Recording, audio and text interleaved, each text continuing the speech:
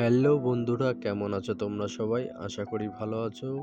সবাইকে জানাই good evening.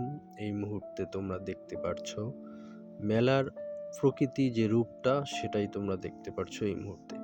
কারণ এর আগে যে এর আগে যে তোমাদের ভিডিওগুলো দেখিয়েছি সেগুলোতে মেলার যে লোকগুলো তারা তখন প্রেজেন্ট ছিল না।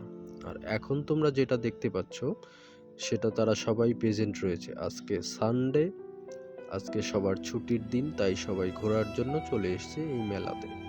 আর সেই মুহূর্তে আমি কিছু দর্শকদের দেখাচ্ছি তোমাদের, যারা মেলা উপভোগ করার জন্য এসছে।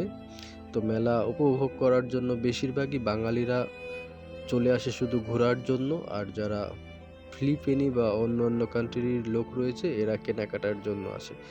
বাঙালিদের পয়সার অনেক দাম থাকে, আর এদের পয়সার অনেক দাম নেই, কারণ এরা কেনাকাটা ঘোরা এই জিনিসগুলো বেশি পছন্দ করে থাকে।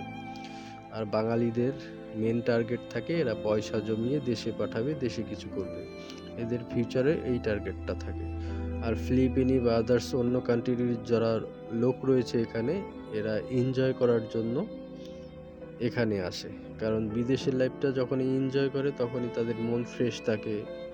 আর আমাদের বাঙালিদের 100 লোক থাকলে এর মধ্যে 90 জনেরই টেনশনে ভরা থাকে। তো দেখতে পাচ্ছ তোমার বিভিন্ন কান্ট্রির লোক এসে এখানে দোকান করছে।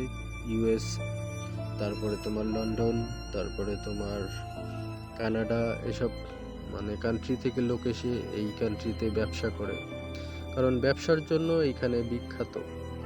বহু বহু জায়গার মানুষ এসে এখানে ব্যবসা করে, আর ব্যবসায় অনেক ডেভেলপ করে, সেজন্য চুজ করে নিয়েছে এই জায়গাটা।